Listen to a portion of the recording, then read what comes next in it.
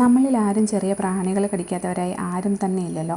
നമ്മുടെ വീട്ടിലൊക്കെ കാണുന്ന കൊതുക്, ഈച്ച, പഴുതാര ഇങ്ങനെയുള്ള ചെറിയ ചെറിയ ജീവികൾ നമ്മുടെ കുഞ്ഞുങ്ങളിൽ കടിക്കുമ്പോൾ ഉണ്ടാകുന്ന ചെറിയ നീറ്റലും ചൊറിച്ചിലും ഇവയൊക്കെ ഒന്ന് മാറ്റിക്കിട്ടാനുള്ള ഒരു അടിപൊളി റെമഡി ആട്ടോ ഇന്ന് ഞാൻ പറയുന്നത്. കുഞ്ഞുങ്ങൾക്കൊക്കെ ആകുമ്പോൾ കളിച്ചുകൊണ്ടിരിക്കുന്ന സമയത്തോ ഇതുപോലുള്ള പ്രാണികൾ കടിക്കുമ്പോഴാണെങ്കിൽ അരച്ച് തേക്കാൻ പറ്റിയ ഒരു അടിപൊളി മരുന്നാണ്. കുട്ടികൾക്ക് മാത്രമല്ല മുതിർന്നവർക്കും ഇത് തേക്കാട്ടോ. പറമ്പിലൊക്കെ പണിയെടുക്കുന്ന സമയത്താണെങ്കിൽ പഴുതാരയോ കുളവിയോ ഇവയൊക്കെ കടിച്ചാൽ പെട്ടെന്ന് നീര് വരികയും വേദന ഉണ്ടാവുകയൊക്കെ ചെയ്യുമ്പോൾ അപ്പോൾ അങ്ങനെയുള്ള സമയത്ത് വീട്ടിൽ തന്നെ പെട്ടെന്ന് അരച്ചിടാൻ പറ്റിയ ഒരു റെമഡിയാണിത്. ഇതപ്പോൾ എങ്ങനെ ഉണ്ടാക്കുന്നതെന്ന് നോക്കിയാലോ. ഇതിനായിട്ട് വേണ്ടത് കുറച്ച് പേരയുടെ ഇലയാണ്. അപ്പോൾ പേരയുടെ തളിരിലയാണെങ്കിൽ അത് ഏറ്റവും നല്ലത്. കുറച്ചൊരു 3, 4, 5 പേരയുടെ ഇലയെടുക്കുക. അതിനുശേഷം കുറച്ച് തുളസി ഉണ്ടെങ്കിൽ തുളസിയുടെ ഇലയും കുറച്ചെടുക്കണം. മുക്കുറ്റിയുടെ ഇലയും എടുക്കാം കേട്ടോ. മുക്കുറ്റി നമ്മുടെ വീട്ടിലൊക്കെ കാണുന്ന വീടിൻ്റെ പരിസരത്തും അതുപോലെ തന്നെ മാട്ടയിലൊക്കെ കാണുന്ന ചെറിയ ചെടിയില്ലേ, ഒരു ചെറിയ മഞ്ഞപ്പൂ പോലെയൊക്കെയുള്ള ചെടി, അതാട്ടോ മുക്കുറ്റി എന്ന് പറയുന്നത്. അപ്പം ഇതും കുറച്ചെടുക്കുക. ഇനി മുക്കുറ്റി ഇല്ലാത്തവർക്ക് ആര്യവേപ്പിൻ്റെ ഇലയായാലും എടുത്താൽ മതിയേ.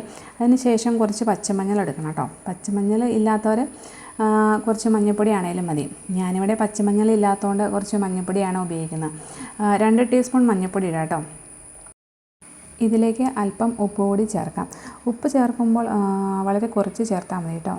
ഒരുപാട് ചേർക്കുമ്പോൾ മുറിവ് ചൊറിഞ്ഞ് ഈ ചൊറിയുന്ന ഭാഗത്ത് മുറിവൊക്കെ ഉണ്ടെങ്കിൽ അവിടെ നീറ്റിലുണ്ടാകാനുള്ള ചാൻസ് ഉണ്ട്. അപ്പോൾ കുട്ടികൾക്കൊക്കെ ആകുമ്പോൾ വളരെ കുറച്ച് ഉപ്പ് ചേർത്താലും മതി. എന്നിട്ട് ഈ കഴുകിയെടുത്ത ഇലയെല്ലാം കൂടി ഒന്ന് നമുക്കൊരു മിക്സിയുടെ ജാറിനകത്തിട്ട് അരച്ചെടുക്കാം. ഉപ്പിടുന്നതുകൊണ്ട് നീർക്കിട്ട് വലിയാൻ നല്ലതാട്ടോ. കുറച്ചധികം ഇലയെടുത്ത് അരയ്ക്കുന്നതാണ് നല്ലത്.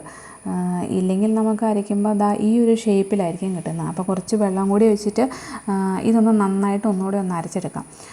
അപ്പോൾ ഇതുപോലെ കണ്ടോ, നല്ല പേസ്റ്റ് പോലെ നന്നായിട്ട് അരഞ്ഞ് കിട്ടിയിട്ടുണ്ട്. ഈ ചെറിയ പ്രാണിയൊക്കെ കടിച്ചിട്ടുണ്ടെങ്കിൽ ചൊറിച്ചിലുണ്ടാകുമല്ലോ. അപ്പോൾ അങ്ങനെ ചൊറിഞ്ഞ് നമ്മുടെ കൈയൊക്കെ പൊട്ടാറില്ലേ. അപ്പോൾ ഇങ്ങനെ തൊലി പൊട്ടിയ ഭാഗത്തിലൂടെ ബാക്ടീരിയ ഒക്കെ നമ്മുടെ ശരീരത്തിൽ കയറാനുള്ള ചാൻസ് ഉണ്ട്. ഇത് ഇൻഫെക്ഷൻ ഇടയാക്കും. ഇത് ഒഴിവാക്കാനാണ് നമ്മൾ മുക്കുറ്റിയില പോലുള്ള പ്രകൃതിദത്ത ആൻറ്റി ബാക്ടീരിയൽ ഇലകൾ പുരട്ടുന്നത്. അതിനാൽ അണുബാധ വരാതെ തടയുകയും ചെയ്യാം.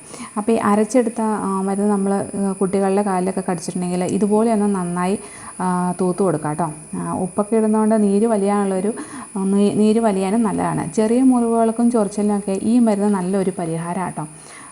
ഇതുപോലെ മുറിഞ്ഞ സ്ഥലത്ത് ഇടയ്ക്കിടയ്ക്ക് അരച്ചെടുത്ത മരുന്ന് ഇട്ട് കൊടുക്കുന്നതും നല്ലതാണ്. തുളസിയും മൂക്കുറ്റിയും വേദനയൊക്കെ കുറയ്ക്കാൻ സഹായിക്കുകയും ചൊറിച്ചിലൊക്കെ കുറയാനും നല്ലതാണ്.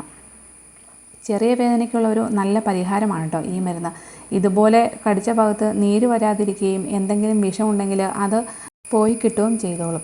വിഷമുള്ള പ്രാണികളാണെങ്കിൽ നമ്മുടെ ഈ നാടൻ മരുന്നിനെ ഒന്ന് ആശ്രയിച്ചിരിക്കുകയും ചെയ്യരുത് കേട്ടോ. പിന്നെ ഈ മരുന്ന് ഓരോ തവണയും പുരട്ടുമ്പോൾ പുതിയതായി തയ്യാറാക്കുകയും വേണം. പിറ്റേ ദിവസത്തേക്ക് ഇത് ഉപയോഗിക്കാനും പാടില്ല.